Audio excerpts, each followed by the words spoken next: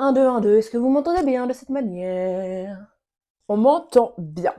Donc, bien le bonjour, très chers camarades. Waouh, on change totalement de registre. Aujourd'hui, nous allons nous maquiller.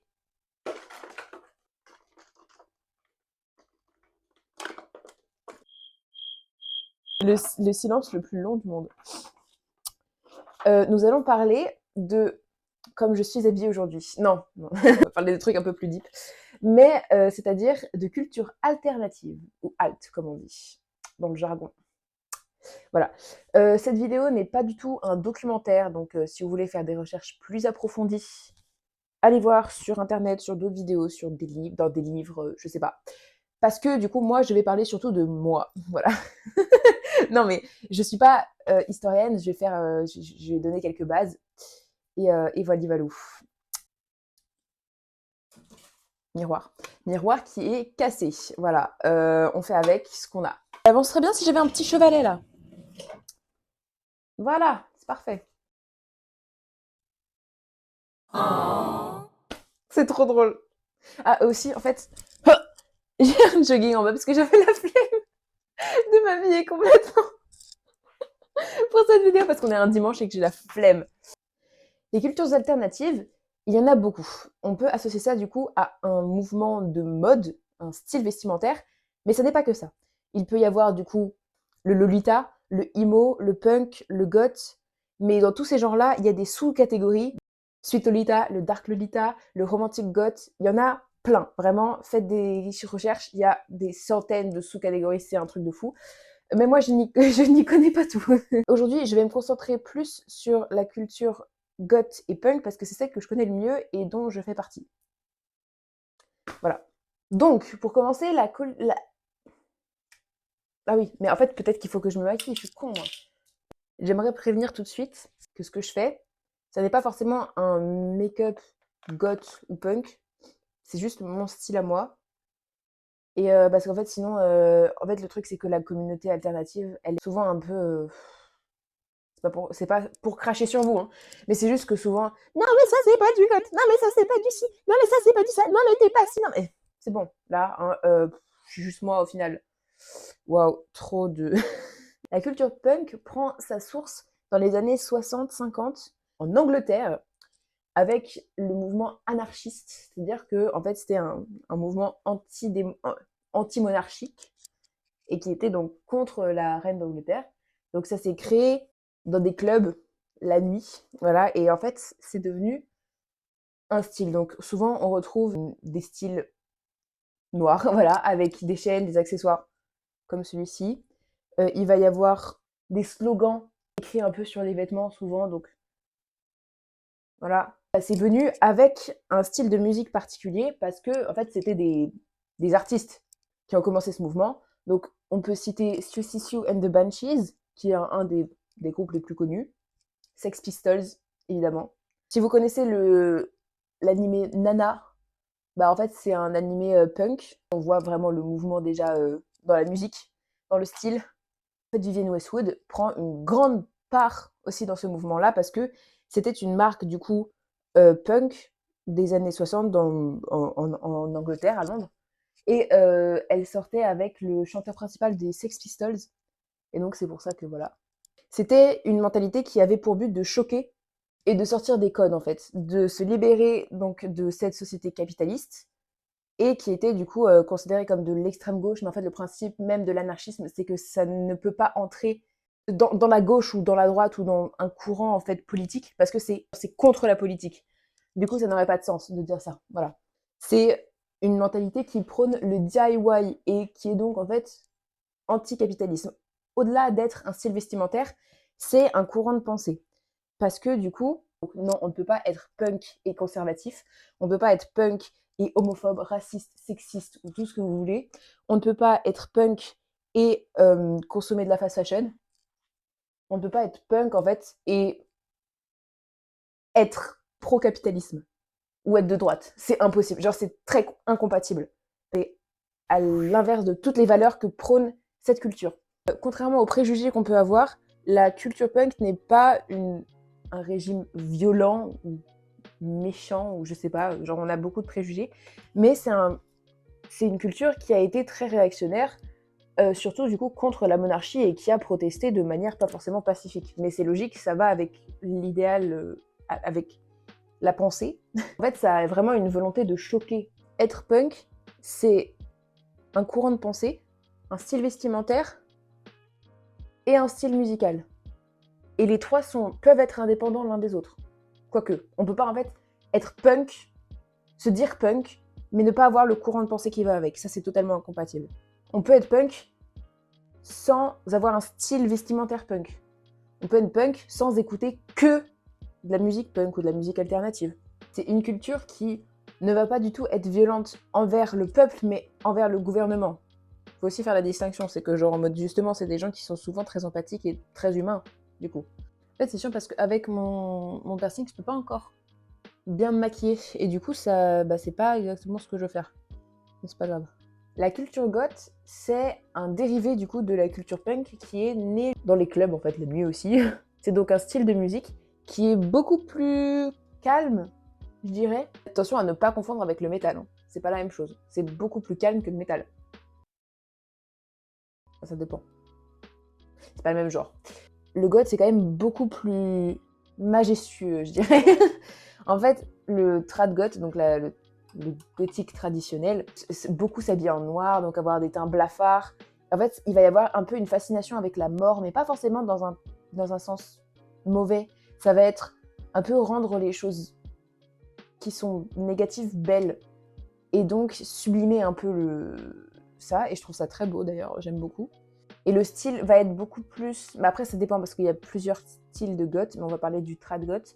Ça va souvent être des jupes longues, noires, avec des hauts en dentelle noire, avec des corsets, des longues manches.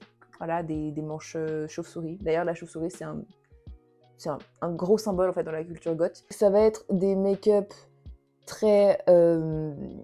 avec beaucoup d'eyeliner souvent, très noirs, pour trancher avec le teint blafard. Tiens, par contre, mes dients, elles font super jaunes vu que j'ai le teint super blanc. C'est terrible, désolée.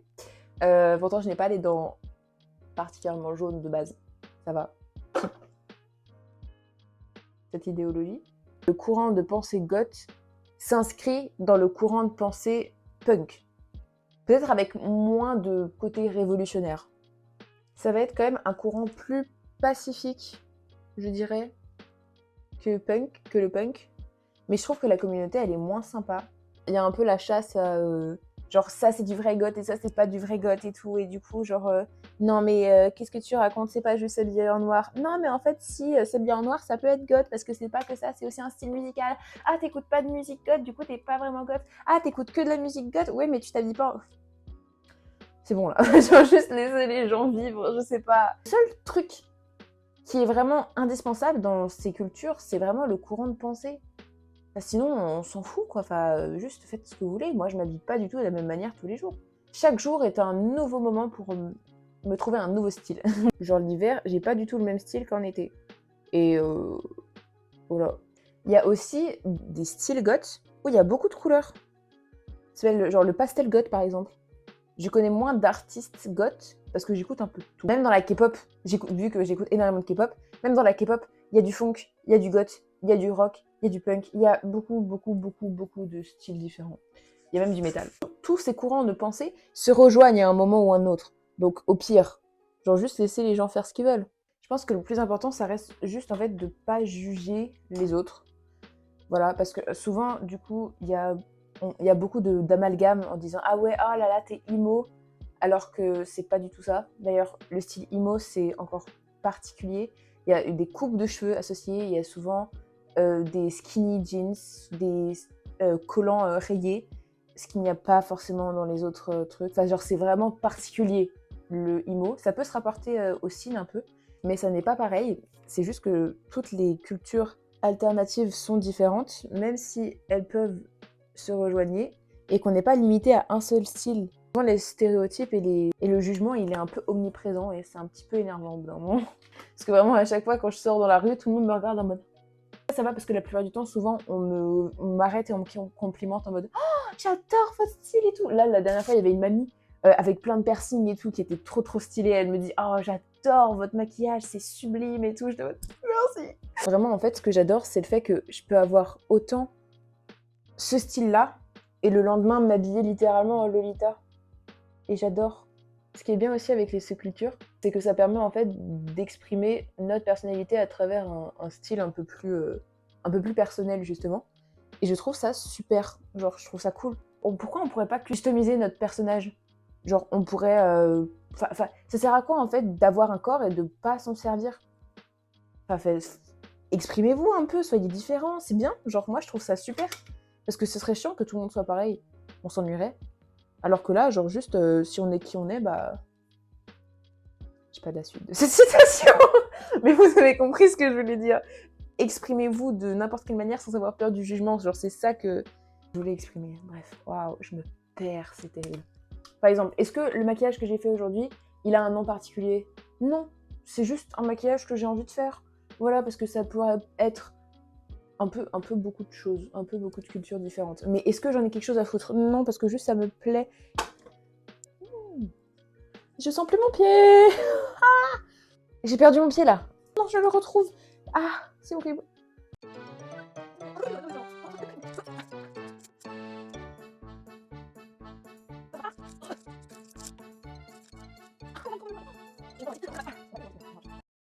Aussi, il ne faut pas oublier que de base, ces subcultures ont été créées en fait par des personnes qui n'avaient pas beaucoup de moyens. Et donc, une grosse partie du coup de ces vêtements, c'est du DIY, c'est-à-dire qu'on les fait soi-même.